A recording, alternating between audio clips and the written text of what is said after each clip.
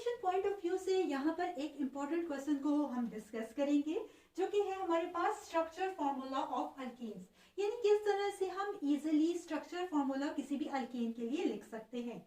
Alkanes के लिए structure formula लिखने के लिए सबसे पहले आपको स्टेम या फिर प्रीफिक्स मालूम होना चाहिए। जैसे कि आप टेबल में देख सकते हैं कि number of carbon atoms given है और इनके लिए स्टेम या प्रीफिक्स भी साथ ही मेंशन है।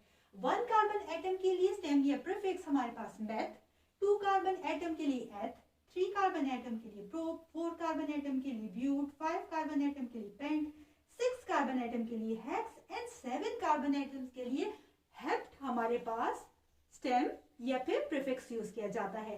जबकि सफिक्स हमारे पास यूज किया जाता है अल्केन के लिए एन, याद रखिएगा। सो चलिए अब हम सबसे पहले स्ट्रक्चर फॉर्मूला को ड्रॉ करते हैं प्रोपेन के लिए।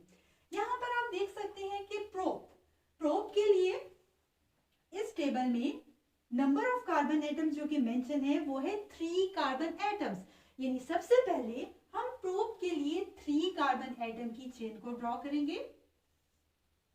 इसके बाद हमारे पास एन, यहां पर हमने जाना कि एन जो सफिक्स होता है ये अल्केन के लिए होता है, और अल्केन वो हाइड्रोकार्बन्स होते हैं जिनमें मौजूद तमाम कार्बन एटम्स के दरमियान सिर्फ और सिर्फ सिंगल कोवेलेंट बॉन्ड मौजूद होता है। सो यहाँ पर हमने सिंगल कोवेलेंट बॉन्ड को स्मॉल डैश या स्मॉल लाइन से ड्रॉ कर दिया।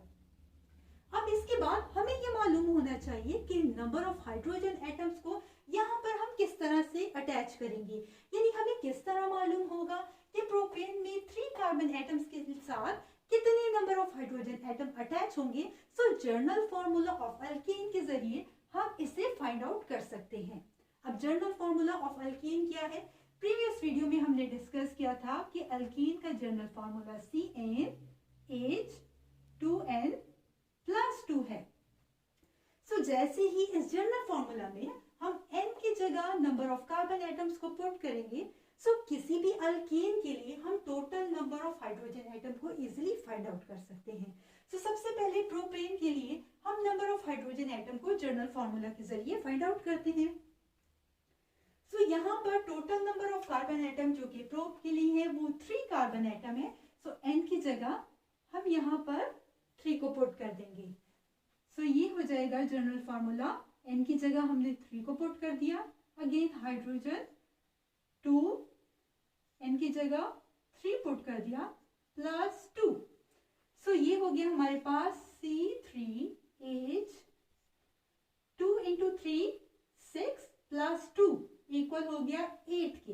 सो आपने देखा कि हमारे पास किस तरह से easily journal formula of alkane के जरिए हमने फाइंड आउट कर लिया कि हमारे पास 3 कार्बन एटम्स के साथ 8 हाइड्रोजन का अटैच होगा, तो तभी हमारे पास स्ट्रक्चर फॉर्मूला आएगा प्रोपेन का। सो चलिए यहाँ पर 8 हाइड्रोजन को अटैच करते हैं।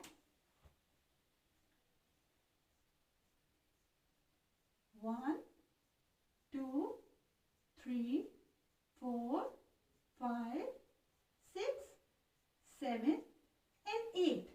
सो आपने देखा कि प्रोपेन के लिए किस तरह से हमने इजीली स्ट्रक्चर फॉर्मूला को ड्रॉ कर लिया। नेक्स्ट ब्यूटेन के लिए हम स्ट्रक्चर फॉर्मूला को ड्रॉ करेंगे। अगेन ब्यूट स्टेम या प्रीफिक्स जो है यहाँ पर इस टेबल में आप देख सकते हैं रिप्रेजेंट कर रहा है 4 कार्बन एटम्स को, यानी 4 कार्बन एटम्स की हमने चेन को ड्रॉ करना है। 1 2 3 एंड 4 कार्बन एटम्स। इसके बाद आप देख सकते हैं कि हमारे पास सफिक्स एन है जो कि रिप्रेजेंट कर रही है अल्केन को, यानी तमाम कार्बन एटम्स के दरमियान अगेन सिंगल कोवेलेंट बॉन्ड है। अब यहाँ पर हमें मालूम कैसे होगा कि हाइड्रोजन एटम्स हमने कितने अटैच करनी है, जर्नल फॉर्मूला के जरिए हम ये फाइंड आउट करेंगे। अब की बार हमारे पास total number of carbon atoms 4 है। सो इस जर्नल फॉर्मूला में हम 3 की जगह 4 को पुट कर देंगे। सो ये हो जाएगा हमारे पास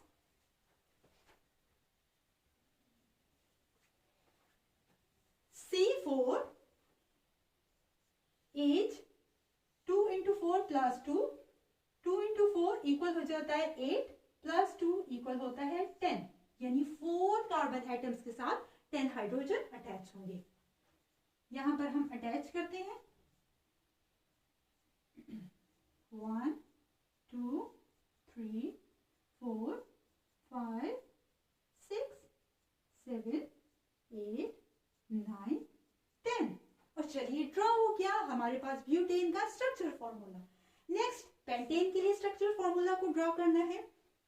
अब यहाँ पर पेंट रिप्रेजेंट कर रहा है 5 कार्बन एटम्स को, सो जल्दी से ड्रॉ करते हैं 5 कार्बन एटम्स की चेन 3 4 एंड 5।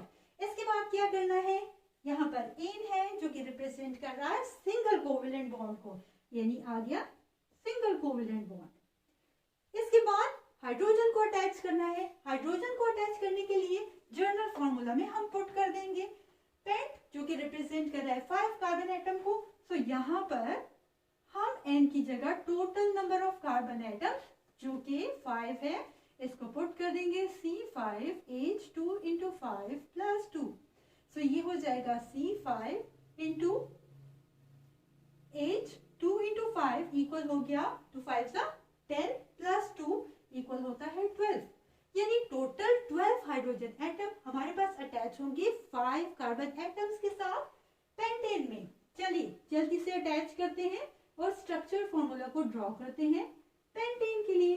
1 2 3 4 5 6 7 8 9 10 11 12।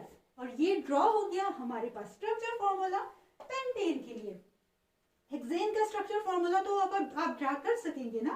चलिए ड्रॉ करते हैं, ट्राई कीजिएगा पहले खुद और उसके बाद देखिएगा।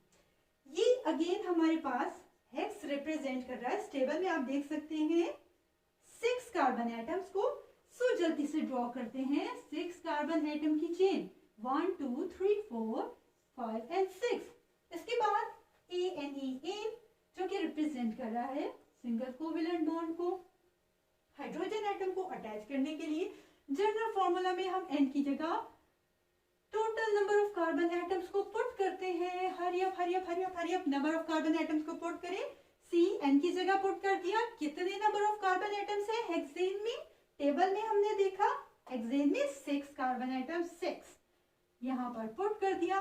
तो ये हो गया C6H2 इंटू 6 कितना होता है 12 प्लस 2 इक्वल होगा 14।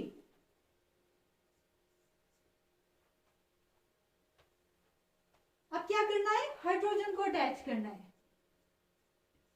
चलिए अटैच करते हैं जल्दी से हाइड्रोजन को करते हैं 1 2 3 4 5 6 7 8 9 10 11 12 13 एंड 14 हाइड्रोजन एटम्स आपने देखा कि अटैच हो गए 6 कार्बन एटम्स के साथ हेक्सेन में। सो किस तरह से इजीली हमने स्ट्रक्चर फॉर्मूला को ड्रॉ कर लिया इन तमाम अल्केन्स के लिए।